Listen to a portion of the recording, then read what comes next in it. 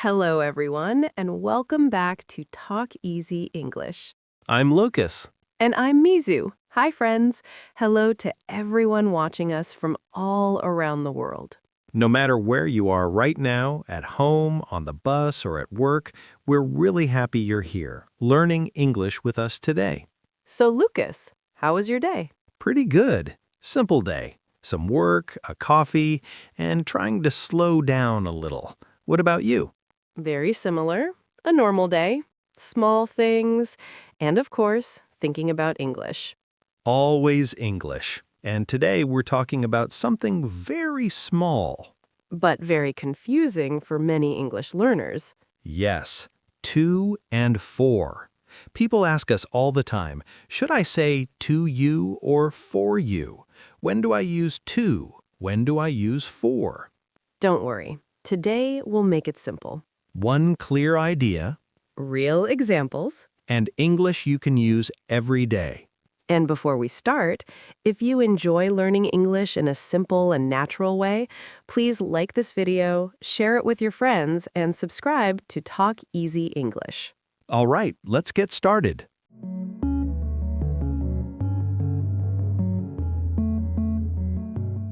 Yes, take a breath with us.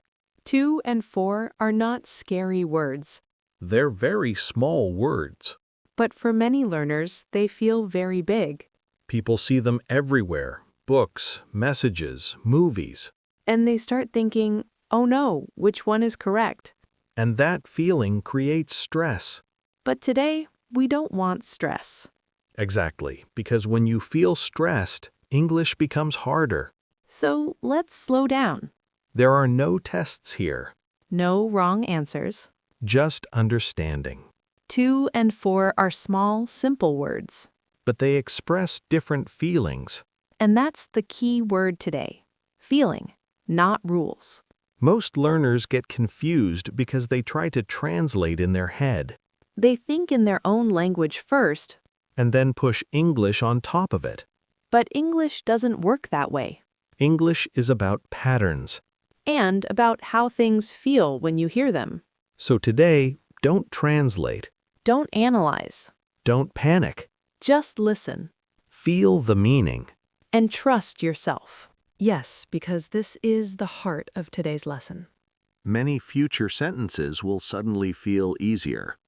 When you hear to, imagine motion, It's on the way. but it's going somewhere, Even if you can't see it, even if it's invisible. your brain still feels that movement. That's why to feels active, It feels alive. like energy moving forward. Now think about for again. For feels calmer. More settled. It doesn't move. It explains. It gives meaning. When you use for, you're answering a quiet question. Why is this happening? Who is this helping? What is the purpose? And that's a very different feeling from movement. This is why learners feel confused. Because in many languages, One word does both jobs. but in English, we separate the feeling. To gets movement. Meaning gets for. Let's imagine this together. Close your eyes for a second, if you can. You're holding something in your hand. You give it to another person. You feel the movement. That's to.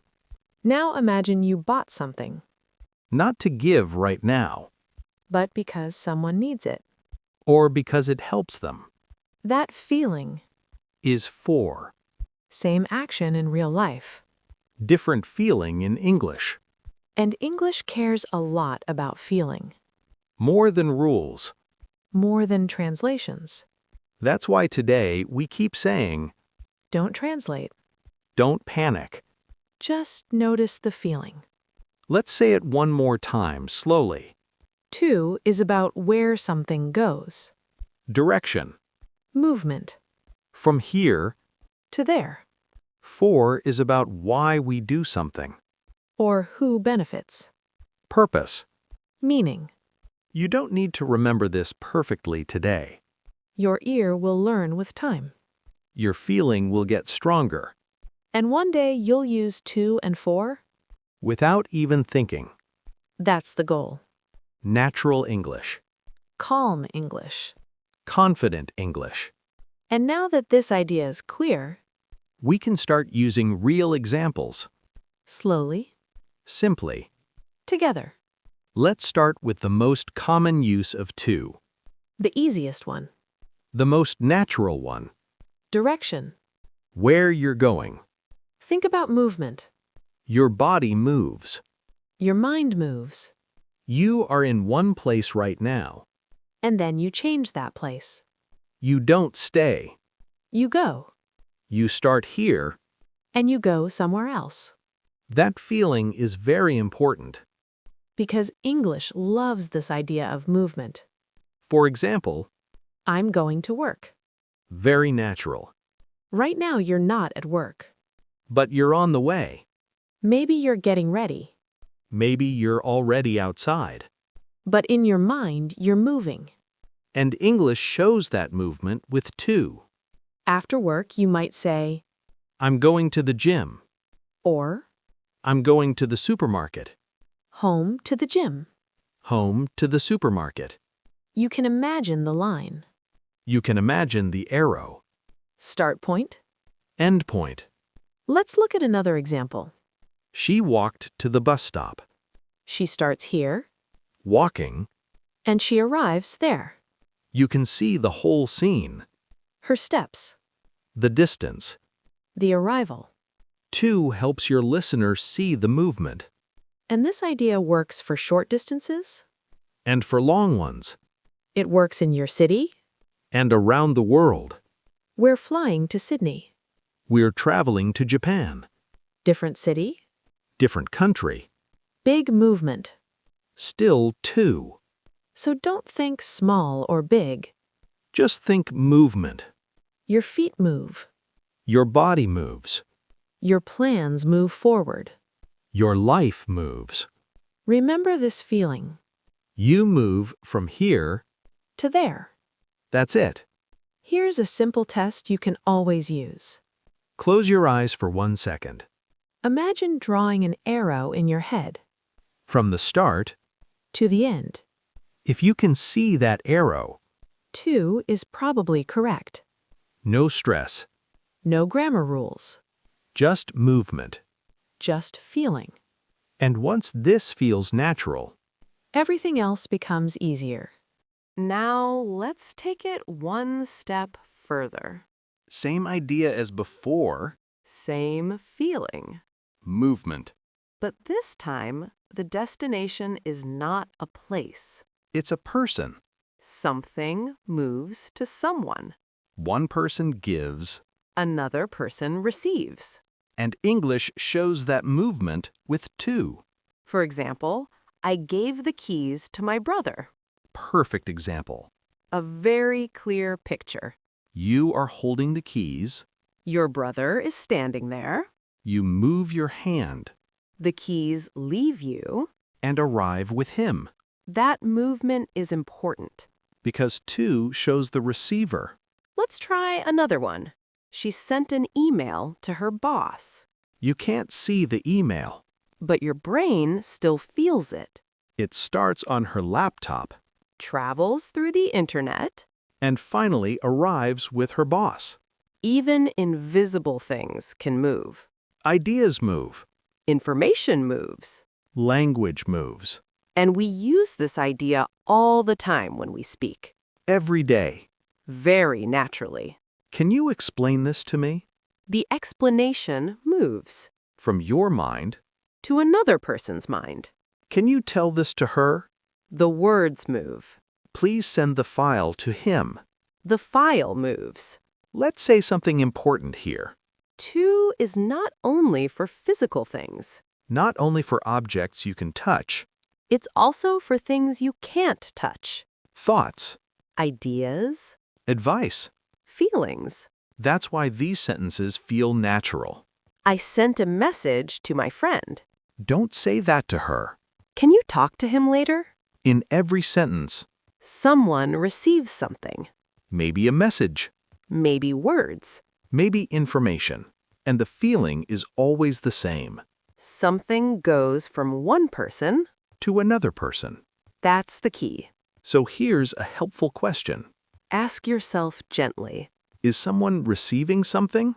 If the answer is yes, Two is usually your best friend. no stress. No long rules. Just movement. Just connection.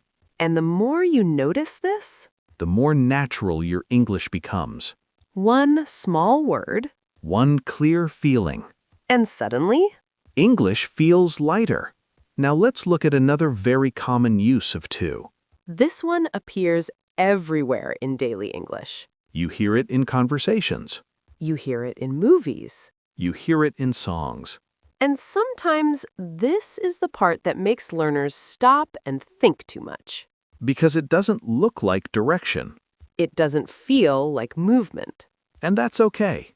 When to comes before a verb, it's often just part of the verb pattern, It's how English connects ideas, not direction. not destination. Just natural English. For example, I want to learn English. Nothing is moving. You're not going anywhere. You're not walking or traveling. To is simply connecting two ideas. Wanting. Learning. Let's try another one. We decided to stay home. Again, no movement. Just a decision. One idea connects to the next. I need to call her. The need connects to the action. He tried to explain. Trying connects to explaining. She wants to improve her English. Wanting connects to improving. These sentences are everywhere. Native speakers say them without thinking. They don't stop and analyze. They just speak. And that's important. Because if you analyze too much, English feels heavy, slow. stressful. So here's a relaxed way to think about it. When to comes after verbs like want, need, decide, try, plan, hope, It's simply part of the pattern. you don't need to ask why. You don't need to search for movement. Just accept it. Just notice it. Listen to how people speak. Copy the sound. Copy the rhythm. Use it slowly in your own sentences. At first, it may feel strange, That's normal. but with time, Your ear learns. your mouth learns. And one day, You'll say these sentences naturally, without stopping, without translating. with time, it becomes automatic. And that's real progress. Not perfect grammar, But comfortable English. confident English. English that flows. Lucas, when you hear the word for, what's the first question that comes to your mind? Honestly, why? Why? Why are we doing this? Why does this thing exist? Why is it important? Exactly. Because for is not about movement. It's not about direction. It doesn't show where something goes. It shows meaning, For is about reason purpose. and benefit. It answers very human questions. Why? For what reason? Who is this good for? Let's look at a simple example. This gift is for you. Nothing is moving.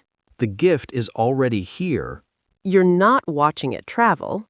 You're explaining why the gift exists. Who it's meant for. Another one, I'm learning English for my job. English is not going anywhere. You're not sending English to your job. You're explaining the reason. The purpose. And this feeling is very important. Because for is calm. It feels settled. It feels complete. You're not moving forward. You're explaining why. This is where learners often get confused. Because in real life, We often do both things at the same time. we move. And we have a reason. But English separates them. When English wants to show movement, It chooses to. when English wants to show meaning, It chooses for. let's imagine something together. You buy a book, The book is not moving anywhere. but you say, This book is for my sister. You're explaining the benefit. Who this action helps. Or you say, I'm saving money for the future. The future is not receiving money right now. You're explaining purpose. That's why for feels thoughtful. It feels intentional. It feels meaningful. So when you're not sure, Don't ask, where is it going? ask instead, Why am I doing this? or, Who benefits from this? if that question feels right, For is usually your best friend. no stress. No movement, Just meaning, purpose, benefit. and once you feel this, For becomes very natural very calm. and very clear.